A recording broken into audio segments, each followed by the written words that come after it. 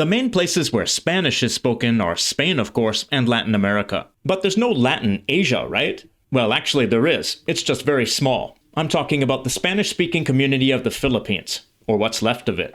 Spanish was the official language in the Philippines for more than 3 centuries of Spanish rule, and remained one of the official languages until 1987.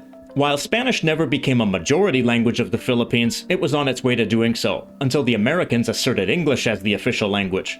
Spanish contact with the Philippines began in 1521, when Ferdinand Magellan, a Portuguese explorer sailing for Spain, landed in the Visayas region. He claimed the islands for Spain, but was killed before he managed to establish a colony. In 1543, another Spanish explorer, Ruy López de Villalobos, made a similar failed attempt, but he left a lasting impact, the name of the country. He named the islands of Leyte and Samar Las Islas Filipinas, after the Spanish prince Felipe II, who later became king, and that name was later applied to the entire archipelago. So the name of the Philippines comes from the name of the Spanish king Felipe, and its English equivalent Philip. But the real colonization of the Philippines began in 1565, when another explorer, Miguel López de Legazpi, successfully established a colony and declared the Philippine Islands part of the Viceroyalty of New Spain, which was based in Mexico. The Philippine Islands and Mexico were connected through the galleon trade route between Manila and Acapulco, and for 256 years the Philippines had extensive contact with New Spain. After Mexico gained its independence in 1821, the Philippines came under the direct rule of Spain until 1898, when they lost the Philippines to the USA in the Spanish-American War. For most of the Spanish colonial period, the Spanish language didn't spread throughout the Philippines the way it did in Latin America. It was spoken by the colonial administration and their families, some foreign-born traders, Catholic clergy, who were mainly from Spain and Latin America, and the native Filipino elite and local leaders. It was also learned to varying extents by native sailors, port workers, and traders. But Spanish language was not emphasized for the general population, and there was essentially no public education system. Local education was provided by the Catholic Church, who focused on literacy in local languages and on religion, and they taught in local languages, not Spanish. Though they did throw in some Spanish words for religious concepts and other things there was no local word for. Words like Dios, meaning God, Iglesia, meaning church, and Cruz, meaning cross. So outside of the urban elite, most people learned only isolated Spanish words. But in 1863, Spain issued a decree mandating a public primary education system in the Philippines, the first public school system in Asia, and Spanish was made the language of instruction. It would have been hard to enact that, because most teachers themselves didn't know Spanish fluently, and a lot of them were probably learning it as they taught it. But it certainly led to at least some increase in Spanish ability amongst the general population. In 1908, a member of the Filipino Assembly, Luciano de la Rosa, estimated that around 10% spoke Spanish as their primary language, but an additional 60% spoke it as a second language. And in a report to U.S. President Woodrow Wilson in 1916, a U.S. official, Henry J. Ford, seemed to say that Spanish was still quite widely spoken, even after years of American rule. He wrote, "Spanish is everywhere the language of business and social intercourse. In order for anyone to obtain prompt service from anyone, Spanish turns out to be more useful than English. And outside of Manila, it's almost indispensable. The Americans who travel around all the islands customarily use it." In the census conducted 2 years later in 1918, 7.3% of the population claimed to be able to speak Spanish, and 8.7% English. But it's clearly stated that those numbers only included people at least 10 years of age who were literate. Since less than half of Filipinos were literate in any language, the percentage of people who could speak Spanish might have been quite a bit higher, even if they weren't fluent. Most newspapers were still in Spanish, and most printed literature was still in Spanish. And in certain urban areas like Manila, Spanish was one of the major languages of daily life. So it's clear that Spanish would have become the major lingua franca of the Philippines, but under American rule it lost its momentum and declined as English gained dominance. So has Spanish completely disappeared from the Philippines? Not quite. It lives on in the form of loanwords in the Philippines' many languages, as well as in the Creole language Chavacano. But there's also still a small community of speakers of the Philippine variety of Spanish who are trying to preserve it and reinvigorate it as a language of the Philippines. I recently met some of them. Actually, recently my grandmother passed away last August, 20th August. So she was the last Spanish speaker of my immediate family. And now I'm the only one left. So it's sort of jumped a generation. So from my grandmother to my mom and then to me. Mm-hmm. So it stops with, it's currently, I'm the only one now in my immediate family The group emphasized that the Philippine variety of Spanish is absolutely Castilian Spanish, but that it does have its own character and features. In some ways, Philippine Spanish is a bit of a time capsule. For example, in most varieties of Spanish, the usual word for airplane is now avión, while in the Philippines it's still aeroplano. This used to be the default word for airplane in Spanish in the early 20th century. The word avión started to become the more widely used word in the 1920s and 30s, but the Philippines was already a US colony and more isolated from the Spanish-speaking world. So the word changed everywhere else, but stayed the same in the Philippines. There's the word escribiente. This word means clerk or scribe. For example, El escribiente estaba dormido detrás del escritorio. This means the clerk was asleep behind the desk. This word is more archaic or literary in general Spanish, but in the Philippines it remained the everyday word for clerk. In other varieties of Spanish, a different word is usually used instead, like oficinista, Convite. This refers to a banquet or a formal meal. Hicieron un convite enorme para la boda. This means they held a huge banquet for the wedding. This word still exists in other varieties of Spanish, but isn't so commonly used anymore. It's been mostly replaced by other words like banquete. Then there's the question, ¿Cuál es su gracia? Literally, what is your grace? This was historically used in polite Spanish to ask someone's name. In the Philippines it maintained this usage, while in other varieties it fell out of use. So instead, they might change this one word. ¿Cuál es su nombre? But that's quite formal. More commonly, ¿Cómo se llama usted? or ¿Cómo te llamas? I think Rafa said it best. Some Latin Americans and Spaniards say, you're like a walking relic. I had a friend that said that you're like a vestige living in the present, came from the past. There are other words in the Spanish variety of the Philippines that are not historical relics of general Spanish, but are still different from the words used in other varieties of Spanish. There's the word Cuidao. and notice that the second D isn't pronounced, another feature of Philippine Spanish. Cuidao. In general Spanish, this means caution or care, or careful as a warning. But in the Philippines, it also has the unique meaning of responsible for or accountable for. Yo cuidao. This is like I'll take care of it. Vosotros cuidao.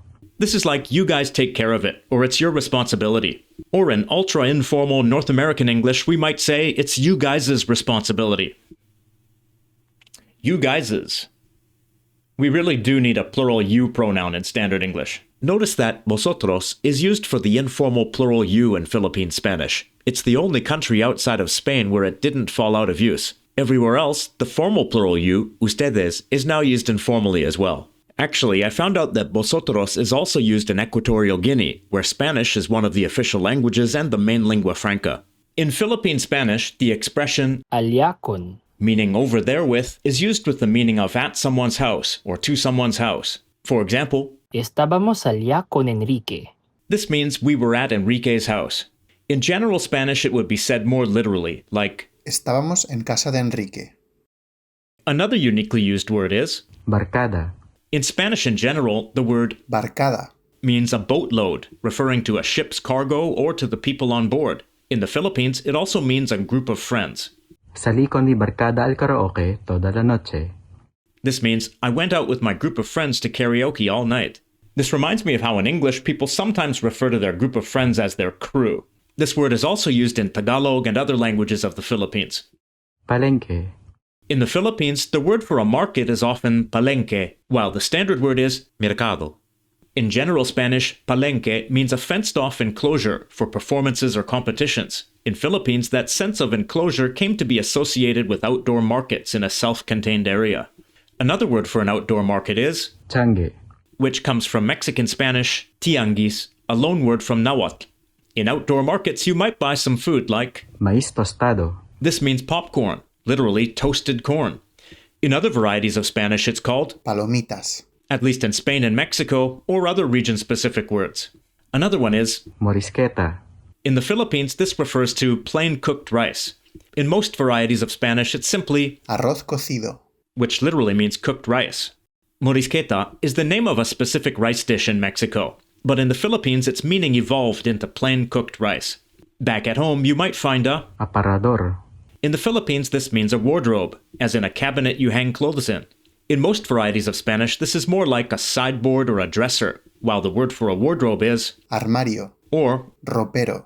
In the Philippines, this word Ropero. refers to a laundry basket rather than a wardrobe. Echa la ropa sucia en el ropero, por favor. This means put the dirty clothes in the laundry basket, please. Getting out of the house and into the car, or jeepney, you might find a Manivela. In the Philippines, this refers to a steering wheel. No toques la manivela cuando esté manejando. This means don't touch the steering wheel when I'm driving. In other varieties of Spanish, it refers to a crank, and the word for steering wheel is volante, another word is Sacafuego. In the Philippines, it's a word for a match, the kind of match used to light fire. Literally, it means thing that extracts fire. As far as I know, this word isn't used anywhere else, and the word cerilla, or fósforo, is used instead. But in Philippine Spanish, both sacafuego and fósforo can be used. And a variant can also be used, casafuego. This word looks like it means house plus fire, but I imagine it's the result of metathesis, of these two consonants switching positions. Volador. In Spanish in general, this word means flying or something that flies. But in the Philippines, it specifically means a kite. The word for a kite in Spain and some other regions is cometa, and papalote in Mexico and some others. Basta. In the Philippines, this word means not only enough or stop it, but also only or just. And also, none of your business or just because. No sé dónde está. Basta sé que ayer estaba aquí. This means I don't know where it is. All I know is that it was here yesterday. In general Spanish, this would be no sé dónde está. Solamente sé que ayer estaba aquí. I mentioned before that vosotros is still a feature of Philippine Spanish. Another feature it still maintains, even though it has disappeared from most other varieties of Spanish, is leísmo, using different phonemes for double L and Y. As you probably know, this used to be standard in Spanish, but in most places, even in much of Spain, the two phonemes have merged into y, or another phoneme like j, or even sh, depending on the region. Ella halló la llave amarilla. This means she found the yellow key. Yeah, I think even leísmo is something that's pretty rural in Spain and in the Andes Mountains, I suppose. But in the Philippines, it's the standard. It's the sole. Yes, it's the sole form in the Philippines. It's often said that Philippine Spanish has features of the Spanish used in Spain and features of Mexican Spanish. I guess that reflects the fact that it was ruled by Spain, but also had extensive interaction with Mexico. Vosotros is used in Spain, but not in Mexico. And also leísmo is used in parts of Spain, but not in Mexico. Philippine Spanish in large part has ceseo, like in Mexico and unlike in Spain. So the word for shoe in the Philippines is often zapato, rather than zapato. But after the Philippines came under the direct rule of Spain in the 19th century, distinción started to spread more, so both forms became possible. And its vocabulary preference is sometimes like that of Spain and sometimes like that of Mexico. In the Philippines, an apricot is Albaricoque. like in Spain, while in Mexico it's chabacano. Calling it a chabacano in the Philippines might be confusing because that's the name of the Spanish-based Creole language there. In the Philippines, the most common word for grass is Zacate. which is a Mexican word of Nahuatl origin. In Spain, hierba, would be used instead. Or for a lawn, césped, those words are used in the Philippines too, but less commonly. The word for an apartment is Apartamento. or Departamento. like in Mexico. In Spain it's piso, the word for potato is Patata. like in Spain, while in Mexico and elsewhere in Latin America it's papa. The word for a monkey is Chongo. which comes from Mexican Spanish chango. In Spain it's mono, in Philippines a nickname for Jesus is Chu. which comes from chuy in Mexican Spanish, but is unlike any word used in Spain. In Philippine Spanish, the word Mande. is used to ask someone to repeat something they said if you didn't catch it. This comes from its use in Mexican Spanish. In Spain, though, it's considered archaic and rarely used. Instead, they use another word like ¿qué? ¿Cómo? or. ¿Perdón? But even though the Philippines was administered together with Mexico and had extensive interaction with Mexico, there were settlers in the Philippines from other parts of Latin America too. So in the Philippines, the most common word for peanut is Mani. a broad Latin Americanism that comes from a Taíno language. In Mexico, it's normally cacahuate, a word from Nahuatl, and in Spain that word was adopted as Cacahuete, so in this case, Philippine Spanish shows some influence from other varieties of Spanish. The Spanish variety of the Philippines has some of its own features of pronunciation that aren't present in other varieties of Spanish. The most surprising thing is probably that between vowels, the voiced stops b, d, and g tend to not become fricatives like they do in other varieties. B doesn't become v, d doesn't become th, and g doesn't become r. The word for life is normally pronounced Vida. instead of vida, The word for friend is normally pronounced amigo, instead of. amigo, There also tends to be a lot less liaison before words that start with vowels, in other words, less linking, and the use of a glottal stop before those words instead. For example, el hombre alto, the tall man. Notice that the speaker's voice stops between each word instead of the words linking together. el hombre alto, There are also a couple of grammatical differences in Philippine Spanish. There's the use of the third-person singular indirect object pronoun le for the direct object instead of lo. So the sentence meaning I saw him yesterday is, le vi ayer, in general Spanish it would be. lo vi ayer. There's also the tendency to avoid the subjunctive form of verbs. For example, there's this sentence meaning they want to get rid of it and for it not to be obligatory. Lo quieren quitar y a no ser obligatorio. This sentence has no subjunctive form. It has the infinitive form instead. In general Spanish it would be, Lo quieren quitar y que no sea obligatorio. this here is the present subjunctive form of the same verb. Sea. As you might have guessed, the Spanish variety of the Philippines contains some loan words from native Austronesian languages. One word is bagyo, which means typhoon. This comes from the word bagyo, which is used in Tagalog and some other languages of the Philippines. el bagyo cortó la luz en toda la ciudad, This means the typhoon cut the power in the whole city. Another one is, barangay, this means neighborhood. It comes from Tagalog, balangay, originally the word for a type of wooden boat, which then came to mean a village, then also neighborhood. todo el barangay asistió a la reunión, This means the whole neighborhood attended the meeting. Another word is, dalaga, which was borrowed from Tagalog. It refers to a young unmarried woman. la dalaga cantaba muy bien en la fiesta, This means the young woman sang very well at the party. There's also a diminutive form of that word. dalaguita, If you're a dalaga, watch out because the guy who's texting you might be a. babaero, This means a womanizer. From Tagalog, babae, meaning woman, plus the suffix ero, which adds the meaning of someone heavily involved with that thing that precedes it. There are numerous other loanwords from native languages of the Philippines, especially those that reflect the culture and environment of the country. So you can see that the Philippine variety of the Spanish language is very much Spanish, but with its local touches. But it's on the verge of disappearing, with most of its fluent speakers having passed away. Rafa saw the decline firsthand. I grew up with my grandparents. I lived with them for 18 years, and very much proud to say, but at the same time, sad to say that I was a witness of a dying culture and a dying language. I saw it. But there are heritage speakers and second language speakers who are trying to preserve the Philippine variety of the language. So when I first started learning Spanish, I used the standard one. But when I found out about our local variant, I started using it. I found some documents regarding the Philippine Spanish. So then when I read them, it was very interesting. So I tried to apply it. You know, whenever I speak with my Filipino friends in Spanish, I just use Philippine Spanish. One of the things that we could be proud about is that we have a lot to offer about this language, and that we're just not any other language that Latinos speak or the Spaniards speak. We already have our own variations. I think one of my favorite expressions in Philippine Spanish is mal de fondo, which is, well, basically most of us here, I guess, which just means I don't have any money. Estoy mal de fondo. All of the guys made it very clear that Philippine Spanish is not the same as Chavacano, the Spanish-based Creole spoken in certain parts of the country. But I was curious whether they could communicate with Chavacano speakers.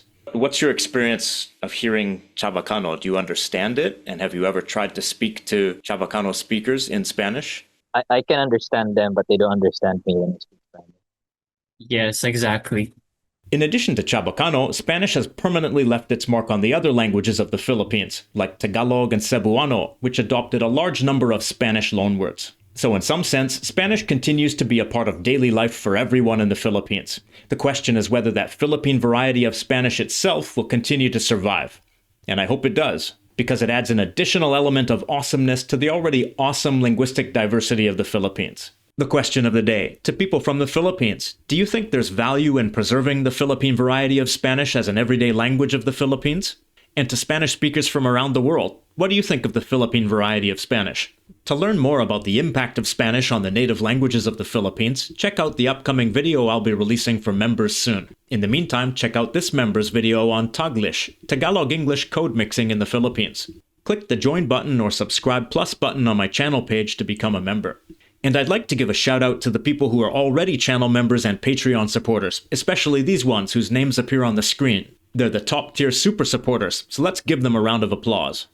If you liked this video, then I'm sure you'll like this one too. It's about Chabacano, the Spanish-based Creole language of the Philippines. Click on the thumbnail to check it out.